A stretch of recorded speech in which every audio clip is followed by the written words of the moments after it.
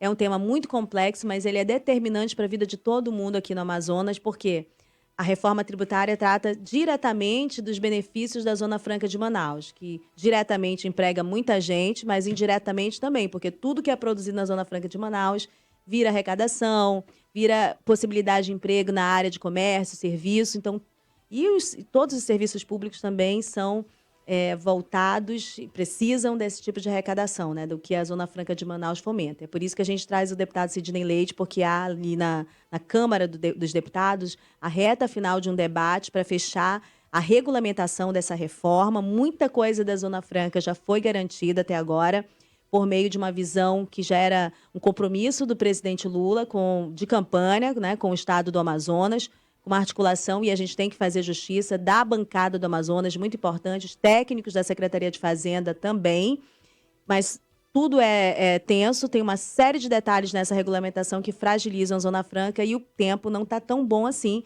Eu queria ouvir agora, a gente vai chamar o Sidney Leite, Tereza. Vamos lá, deputado, o senhor nos ouve? Ouço bem, obrigado, Tereza. Boa noite, Geraldo, Boa noite. Luciene, boa noite a todos os ouvintes da Rádio Difusora. Boa noite, deputado, seja muito bem-vindo ao programa Giro de Notícias. Eu vou deixar você fazer a primeira pergunta, Rosiane, bem específica para o deputado. Deputado, como é que foi a reunião de ontem, de hoje, assim, resumidamente, para o senhor colocar para o nosso ouvinte aqui da Rádio Difusora? E quais são os pontos que o senhor acha que pode avançar, que vai passar favorável à Zona Franca nesse momento, nesse texto, nessas emendas que já estão com o presidente da Câmara, o Arthur Lira, e o que pode ficar para o Senado e qual a expectativa de vocês, né?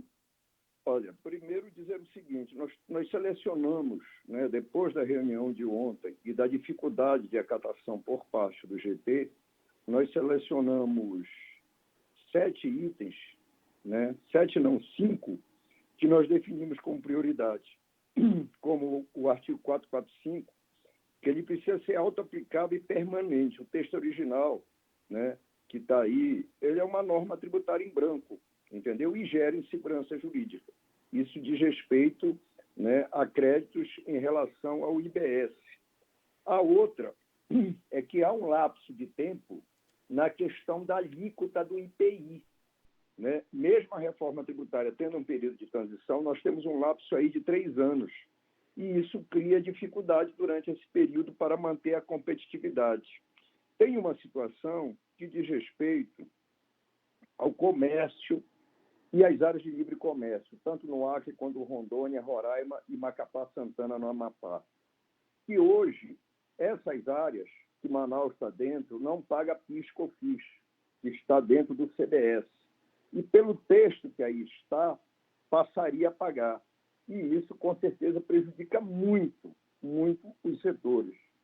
O outro é um projeto que estabelece tratamento diferenciado para novos produtos na Zona Franca, se forem sem similar ou com similar na indústria nacional. Certo? O que nós estamos propondo busca superar esse tratamento não isonômico, né? Condicionando a aprovação de produção de bens com similar e a efetiva demonstração de não competitividade com a indústria nacional. Ou seja, tem produtos como produzido hoje na Zona Franca e é produzido fora. Nós só queremos ter essa garantia, por quê?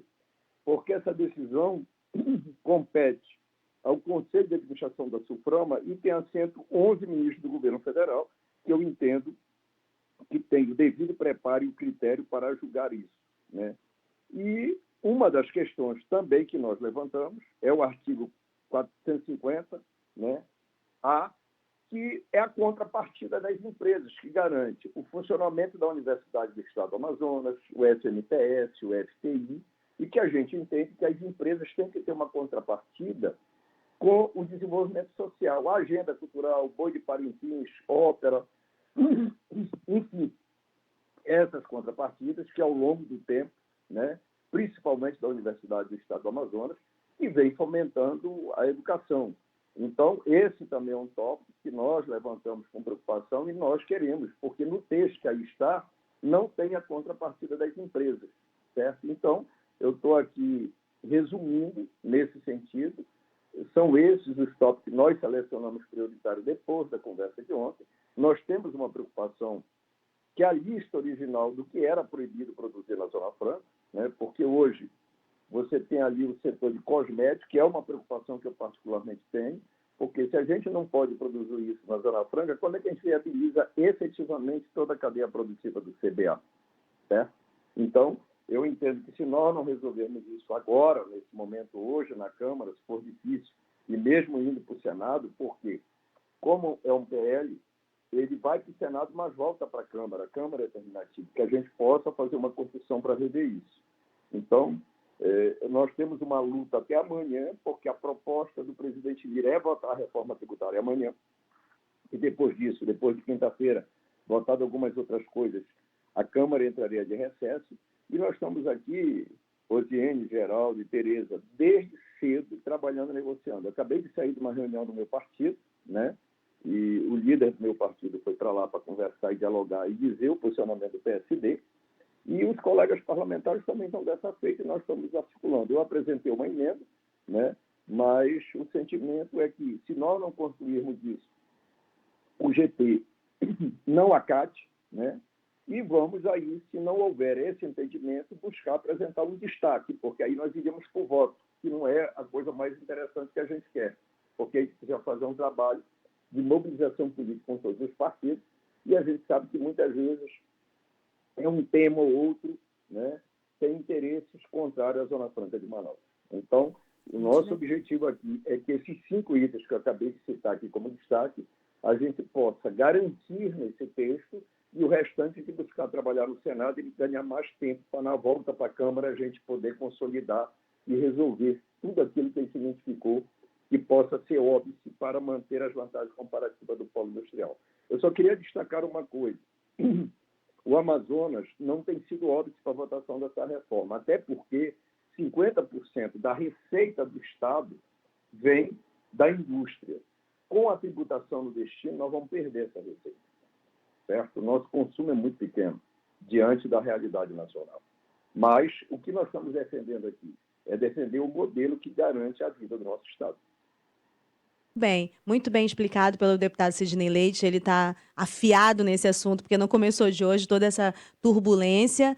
E a expectativa é que, superado esses detalhes, porque são detalhes que vão ter repercussão na vida das pessoas, imagina se você diminui a vantagem competitiva da Zona Franca em detalhe do imposto que cabe à indústria. Então, é um esvaziamento desses empregos, né, que são diretamente colocados ali para a Zona Franca. Mas tem a questão da repercussão no comércio, porque também há vantagens para o funcionamento do comércio. O comércio emprega, né? O comércio, não tendo a sua vantagem, ele vai ter que desempregar, vai ter que aumentar preços. Isso tem uma repercussão na vida das pessoas, na economia do estado do Amazonas. Deputado, só para concluir, quando ele falou da UEA, a UEA é um importantíssimo polo de produção intelectual do estado. É indiscutível a importância da UEA. É considerada a obra mais importante do amazonino, não à toa, né? Assim, então, a UEA hoje tem um fundo que vem diretamente dessas indústrias. A partir do momento que não existe mais esse imposto, vai vir da onde? Vai depender do quê? O Estado terá outras prioridades. Se não estiver vinculado, isso corre um risco tremendo para a UEA. Então, é disso que o deputado Sidney está falando, que eles estão tratando agora. A gente não está entendendo, talvez a população não entenda diretamente o quanto isso é importante e relevante, mas se essa contenção e esse cuidado não for feito, as consequências virão e elas são catastróficas para o estado do Amazonas. Voltamos com o senhor, deputado Sidney, para o senhor concluir o raciocínio. E também, qual é a expectativa, o que dá esperança para o que ficar pendente na Câmara e for parar no Senado? A relatoria do senador Eduardo Braga é uma vantagem para o Amazonas. Sem dúvida nenhuma, mas só isso não é suficiente. Nós precisamos construir um acordo com o Colégio de Líderes na Câmara e com o governo, né, leia-se Ministério da Fazenda, para que as alterações lá sejam consolidadas aqui. Certo? Porque esse rito, a Câmara é terminativa. Então, nós precisamos garantir essa construção. Por isso que a gente está trabalhando ao longo do dia para que essas propostas nossas, né, que têm vantagem para o comércio, que têm vantagem para a indústria, nada além do que a gente tem hoje, diga-se de passagem, nós não estamos pedindo absolutamente nada a mais do que isso, e que mantém as contrapartidas, que é esse assunto que você acabou de falar, é da onde vem o dinheiro da UEA, é da onde vem o dinheiro do Festival de Parintins, é da onde vem o dinheiro que mantém a Agência de Fomento do Estado do Amazonas, através desse crédito, né? e fomento para o Estado através do FTI. Esse também é um assunto, nós estamos consolidando isso e aquilo que nós entendemos que é relevante, com certeza, depois de concluir essa votação, há todo o interesse de que o senador Eduardo Braga seja indicado relator no Senado, para que a gente possa, enquanto ele trabalhar lá, nós buscarmos construir o consenso aqui no Colégio de Líderes na Câmara dos Deputados. Eu tenho conversado ao longo, inclusive, da semana passada, conversei demoradamente com o deputado Isnaldo, do MDB, né? Hoje eu conversei com vários membros do grupo de trabalho, buscamos também dialogar com setores do PT e do PL, né? Apesar de ser antagônicos aqui na Câmara, mas o nosso interesse é suprapartidário, né? Há um esforço nosso nesse sentido para que a gente possa garantir a aprovação. A gente precisa de voto e desse entendimento. Obrigada, deputado Sidney. A gente sabe que a sua agenda está super apertada aí, não é fácil, mas a gente agradece a sua atenção, essa entrevista que esclarece muitos pontos aqui para o Giro de Notícias da Rádio Difusora e também ao Geraldo Campelo e a Tereza, estão sempre atentos no que importa informar a população do Amazonas, para a população do Amazonas. Obrigado, Rosiane, obrigado, Tereza, obrigado, Geraldo. E amanhã, o dia todo e à noite, eu estarei à disposição, que com certeza nós vamos varar madrugada aqui. Esse é o sentimento, porque nós vamos, não é um tema simples, envolve muitas outras coisas além da Zona Franca, como cooperativa, como as instituições filantrópicas, como plano de saúde, construção civil, que pode impactar no preço na construção de casa popular, né? Aviação regional, enfim, é uma série de coisas, certo? E que a gente também, a nossa prioridade 0, 1, 2, 3, 4, 5 é a Zona Franca, mas chega uma hora também que a gente tem, né, que nos posicionar e ter opinião em relação ao resto. É um projeto muito amplo, muito denso, são quase 500 artigos, de um tema extremamente complexo, mas que isso interferirá na vida de cada um de nós. Afinal, nós estamos votando o imposto do consumo. Quem paga esse imposto não é empresário, quem paga esse imposto vai ser o consumidor. Então, eu quero agradecer a oportunidade e me colocar à disposição das senhoras e do Geraldo. Muito obrigado. Obrigada, deputado. Muito obrigado, Deixa eu fazer deputado. uma última pergunta, a gente tem mais 2 minutinhos. Essa bancada do Amazonas está unida, deputado? O senhor falou em virar à noite aí, o senhor está encontrando apoio de toda a bancada aqui do Amazonas? Ah, com certeza. Eu falei hoje com quase todos os deputados, né? Inclusive estou trocando figurinha com o deputado Alberto Neto, que é do PL, né? Mas estou conversando também com os deputados do Acre, do Amapá, de Roraima e de Rondônia. Inclusive falei com os senadores hoje, falei com o senador Irã, do estado de Roraima, certo? Que ele é o líder da bancada de Roraima, pedindo ajuda, pedindo apoio para a gente garantir essas vantagens comparativas. Então, fora a bancada do Amazonas e os colegas parlamentares de outros partidos grandes, eu estou articulando também aí esses estados que têm interesse em comum, como nós, de manter essas vantagens comparativas. Deputado, um grande abraço para o senhor, bom trabalho e cuide da sua garganta aí, que ela está meio... Está falhando, né, beber água. deputado? Porque, Geraldo, Brasília está seco demais. Seco demais. Sai do Amazonas, que a gente respira água. Verdade. Vamos Melhoras, lá, deputado. Obrigado. Muito obrigado. Bem, um tema, como eu falei, nevrálgico, gente, e importante. Isso é um tema que o Brasil inteiro está esperando há anos, né, Rose, para a reforma tributária. Então, é um passo muito importante e que a nossa bancada, a bancada que você votou no seu deputado federal, está lá de olho e, é claro, procurando apoio, porque, como a Rose bem colocou, mexe com a vida de todos nós. É sim. E amanhã é um dia, Geraldo, além da reforma tributária que tem tudo a ver com o Amazonas, também tem um marco temporal na CCJ, Comissão de Constituição e Justiça do Senado, que tem tudo a ver com o Amazonas, porque é o estado com maior população indígena. Vai decidir da retirada, é o que é a proposta da bancada, né, do agro, para a retirada dos indígenas direitos de suas terras. Isso é muito problemático, criará certamente muito problema, especialmente para os indígenas aqui no Amazonas, que temos a maior população. Então, são 2 temas que nós precisamos estar atentos amanhã.